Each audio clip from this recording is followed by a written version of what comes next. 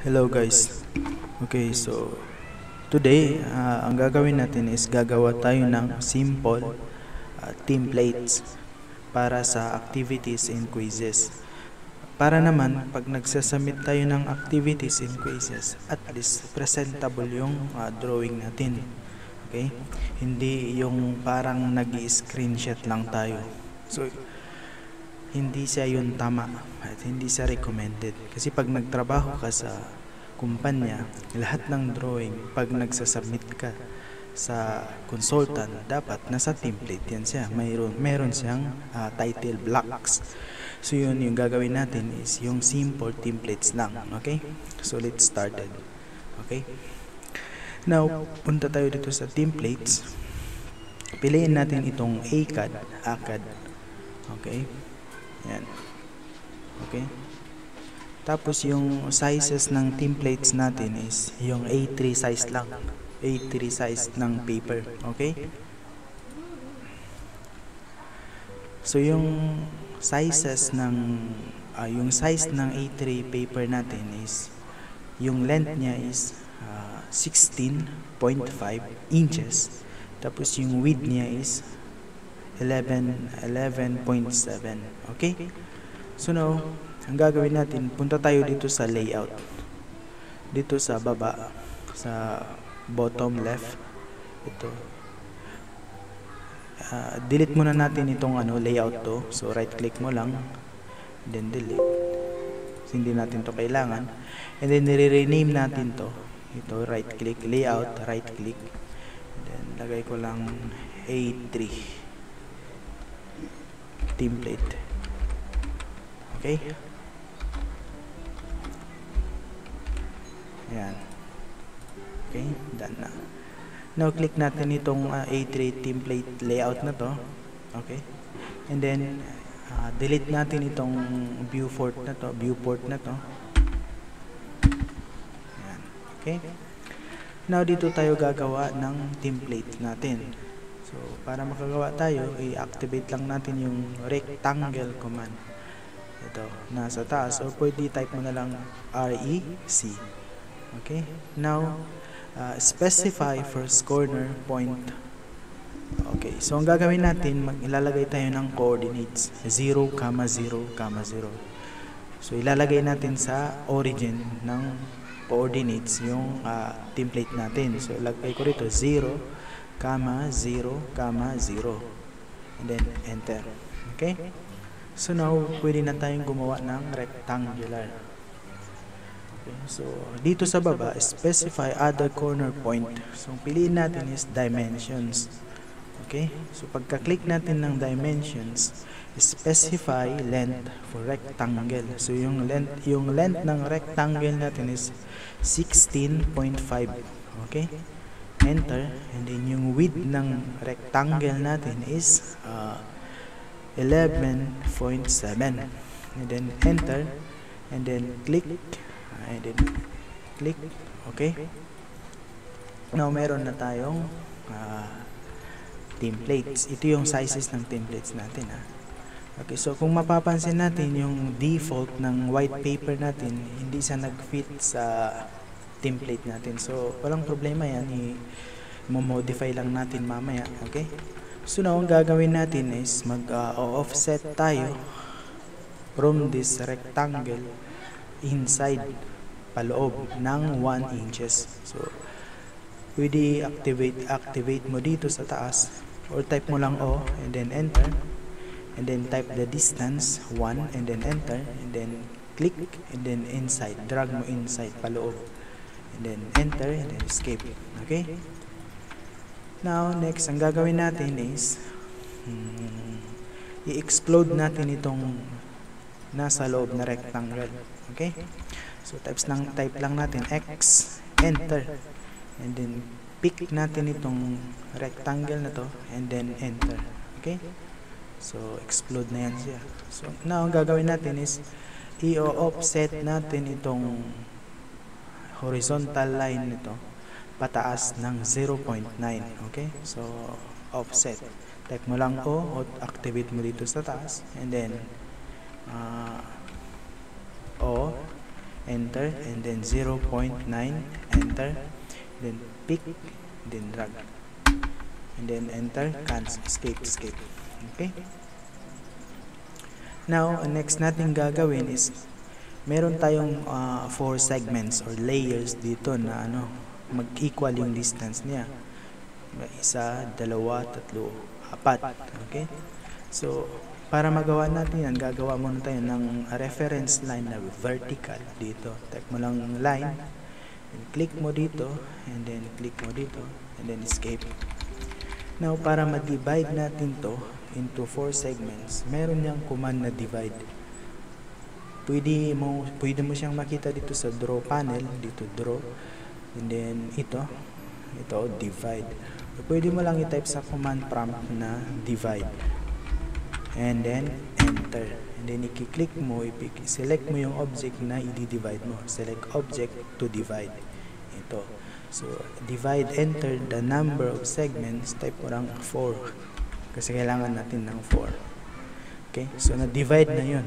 Pero kung papansinin mo, walang nagbago yan, kaso nga lang hindi naka-activate yung point style natin. Okay, so para ma-activate natin yung point style, kailangan natin ng isang command. Yung command na yun is yung ddp type. Type mo lang sa command prompt, ddp type, yan, no? And then enter. Okay, so lumabas na yung point style natin. So dito, pumili ka na ng gusto mong node. So for me, ito na lang yung pipiliin ko siguro, itong X na to. Okay, and then okay. Yan. So nakita na natin yung node. So dito meron tayong 4 na segment, yung na equal yung distance niya, 1, 2, 3, 4, 5. Okay, so pwede na natin kopyahin itong line na to. Okay, nandito, copy or type mo lang CO, and then enter, and then click natin to, and then right click, and then pick mo dito, and then i-move mo na lang dito, and dito, then escape. Okay, so yan, nakagawa na tayo ng 4 segment. Okay, now ang gagawin ko, i-delete ko na to, hindi ko na kailangan. Ayan. Okay, yung next na gagawin natin is gagawa tayo ng layers para sa title block natin. Ito yung template natin, at saka layers para sa text natin. Okay, so para makagawa tayo nun, punta tayo dito sa layer properties. Okay, click natin itong layer properties, and then click natin ito, create a new layer. Yan. So for me, lalagyan ko ito ng pangalan na title block. O pwede nilagay nyo template. Lagay ko title block. Okay, and then lalagyan ko ito ng title block, and then yung kulay niya is 30. Okay, okay, and then gagawa ako ulit ng isa pa, new, and then papangalan ko to ng text, title text. Ayan. Okay, yung kulay niya is red. Okay, done. Okay, so now ang gagawin ko is i-highlight ko to, and then ilalagay ko isa-set ko siya sa layer ng title block layer. Ito, yan, and then escape. Okay, now meron na tayong templates or title block. So ang gagawin natin, kulang na lang tayo ng text. Okay, text yung kulang natin. So before tayo gagawa ng text or magsusulat dito ng text, kailangan i-modify muna natin, aalamin muna natin yung height ng text na ilalagay natin dito. So ida-dimension ko to, kasi alam ko naman to. Okay, 0.20 to. So pagpalagay natin yung text height natin is 0.15 lang. Okay, now punta tayo dito sa annotation. Okay, and then piliin natin itong text style. Okay, and then yung reference natin is standard. Create tayo ng new. Okay, Lalagyan ko to ng title text. Imamatch ko doon sa layer text. Okay? Then okay. And then yung height na to is lalagyan ko 0.15. Okay? Tapos regular, okay na to. Tapos yung width factor, pwede na, okay na yung width niya. Kasi pag ginawa mo tong, for example, 0.8, delete yung width factor niya. So 1 is okay. Okay? And now, i-set current natin to. And then, current. Okay. And then, close. Okay? Now, i-activate natin itong text na, title text na to. And then, we are good na. Pwede na tayong magsulat ng text natin dito. So, para makapagsulat tayo ng text, pwede natin i-type na text command. Text, yan. Okay? Text. Or pwede rin natin i-activate dito sa home ribbon. Home, draw, modify, annotation, and dito text.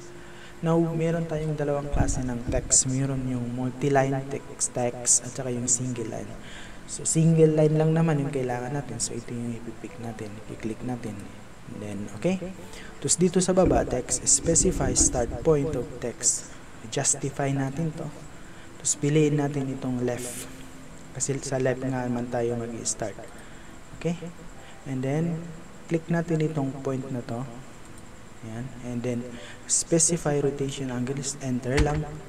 Okay? Now, pwede na tayong magsulat. Okay? So, susulat ko dito is Universidad de Zamboanga. Okay? And then, click ka lang sa labas. And then, escape. Okay? Now, the next kong gagawin is ikokopya ko na lang itong Universidad de Zamboanga na to. CO, and then click mo to, and then right click, and pick mo to, and then iti-turn on ko yung order mode, F8 lang, and then drag mo lang pababa. Yan. Ganyan. Okay?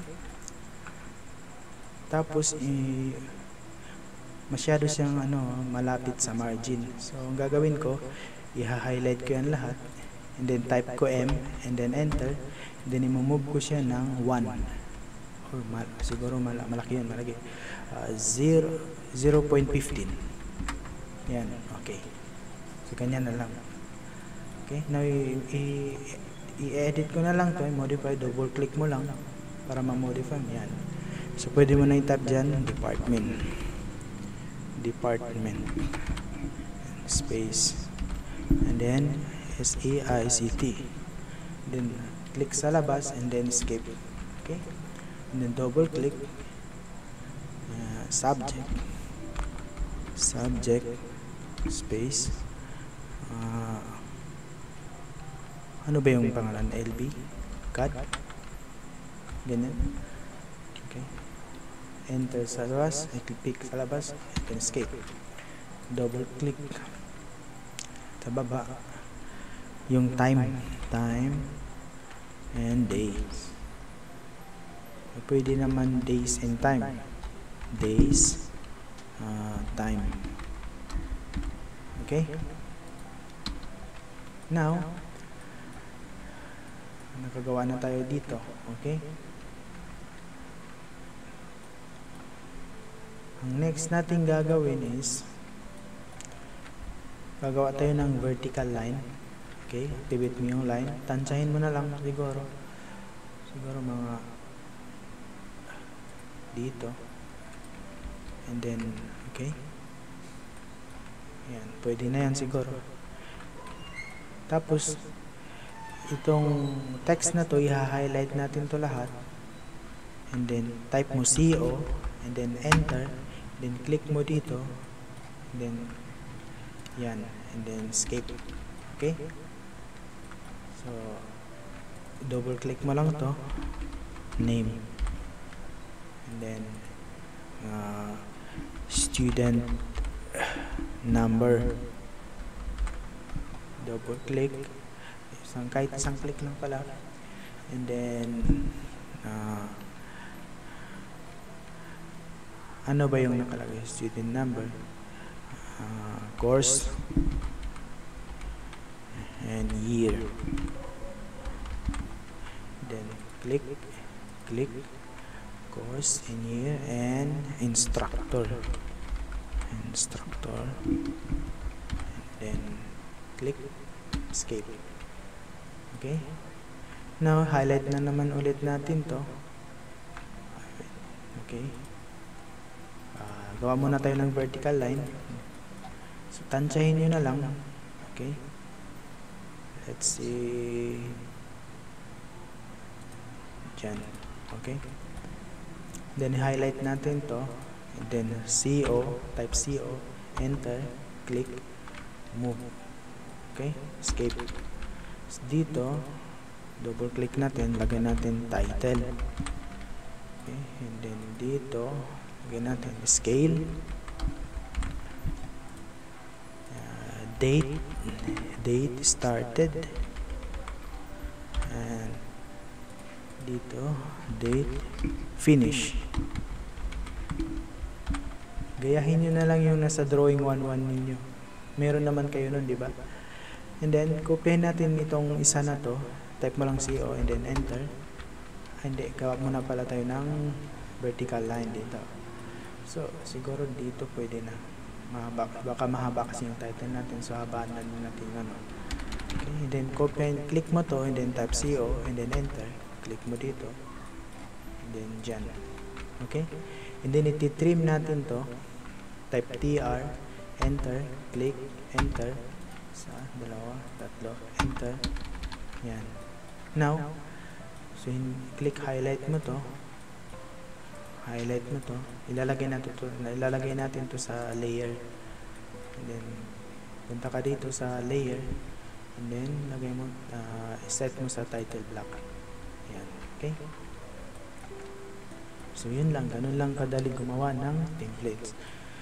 So ang next natin gagawin is i-fit natin itong white background na to sa template natin. So para magawa natin yan, punta tayo ulit dito sa baba, sa bottom left, dito sa A3 template na ginawa natin, and then right click mo yan, and then punta tayo dito sa page setup manager. Okay, click mo yon, and then pagka-click mo, create ka na new. Okay, so lalagay ko lang dito A3 template. Okay, pagkalagay ko ng A3 template, click ko na lang itong OK. Okay, tapos dito sa printer platter natin, set ko to sa, pipiliin ko yung AutoCAD PDF high quality print. Yan. Okay, tapos yung paper size natin, hanapin natin yung A3. Saan na ba yung A3? Ito, ISO A3 420 by 297 mm. Okay, yan. Okay, pagkatapos nun, dito sa plot area, click mo yung drop arrow na to, kunin mo itong window, click mo yung window, and then specify first corner ito, and then yung opposite corner na is nandito sa baba, bottom left, then click. Okay, and then wag mong kalimutan na center the plot, click mo itong center the plot. Yan. Okay, so tapos na tayo dito, and then punta tayo dito sa plot style, piliin natin itong monochrome. Yan. So pagkapili natin ng monochrome, i-preview natin. Yan. Okay, so ayos na yung ano natin.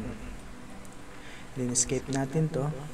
Okay, pagka-escape natin, pwede na natin i-okay, and then set current, and then close.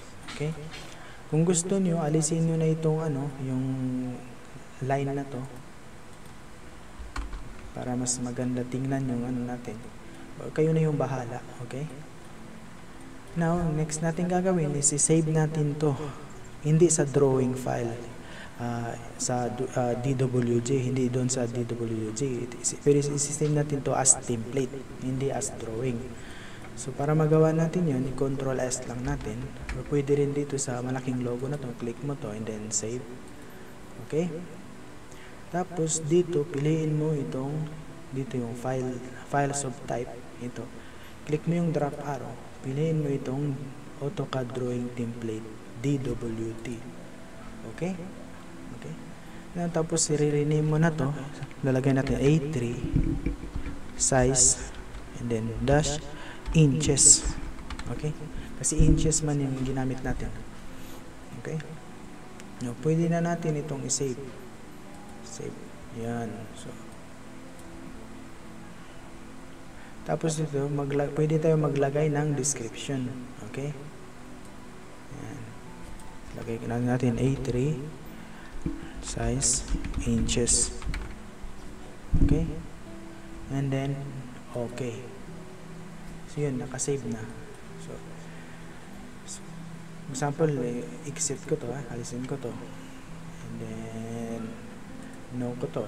So, kung maggagawa ako ng new file, new drawing, so, punta na lang ako dito sa template. And then, hanapin ko itong ginawa kong kanina yung template. Kasi nandito na yan sa nakasave sa templates folder. Ito, A3 size dash inches. Click ko lang yan. Ayan. So, ganun lang kadali gumawa ng templates. So, ipapakita ko sa inyo. Example, mag-open ako ng ibang drawing. Okay? Saan ba yung drawing ko? For example, ito. Okay? Open ko na lang to. Open ko to sa punta doon sa drawing. Ayan. Okay? Dadalhin ko doon sa ginawa nating templates. Okay? Click ko lang dito sa model and then control V ko lang dito. Okay? Zoom extend. Okay? For example, mayroon kang drawing dito tapos gusto mong i-view dito sa layout. Okay? So gagawin mo lang, type mo lang MV. O nandito yan siya. Saan yung view? Dito, home, insert, annotate, parametric, view. Okay? Diyan. So, then click mo itong new view. Ito, or type mo lang MV, as in view. Ito, yan, okay? Tapos, click lang tayo ng opposite corner. Ito yung una, dito, and then, dyan, okay? And then, double click mo yan para makapasok ka sa viewport. Yan, okay? So, pag press ako ng mouse wheel, pwede ko siyang i-pan na ganyan. Pwede rin ako mag-zoom in, zoom out. Okay? So now, kasi yung ginawa nating activity na to, meron siyang scale, diba? 1:30. Kaya hindi lumalabas yung dimension nito kasi hindi siya naka-proper scale. Okay? So, para lumabas to, ilalagay natin to sa tamang scale. So, punta ka dito, wag mo i-close to, ha. So, punta ka dito sa status bar, nandito yun sa baba. Nandito, scale of the selected viewport. So, i-click mo yung drop arrow na to, and then piliin mo yung 1:30, and then click. Ayun. Okay? So, lumabas na. So, pag nag-zoom in, zoom out ako, nagagalaw yung drawing, di ba? So, kailangan, pag na-set mo to sa 1:30 o sa anong scale na dapat mong ilagay, kaklik mo ganyan, make sure malalak mo to, ilalak mo, para kahit nag-move, zoom in, zoom out ka dyan, hindi yan magagalaw. So, para magawa mo yun, malak mo yun, punta ka dito sa status bar, ito parang may lock, may padlock na icon. So, click mo yan. Ayan, okay? So, nakalock na yan. Kahit mag-zoom in, zoom out ako, hindi na yan siya magagalaw. Yung magagalaw is yung buong area or yung template. Okay? And then, pag lumabas ka sa viewport na to, mag-double click ka lang sa labas. Ayan. Okay? So, ganun lang kadali gumawa ng template.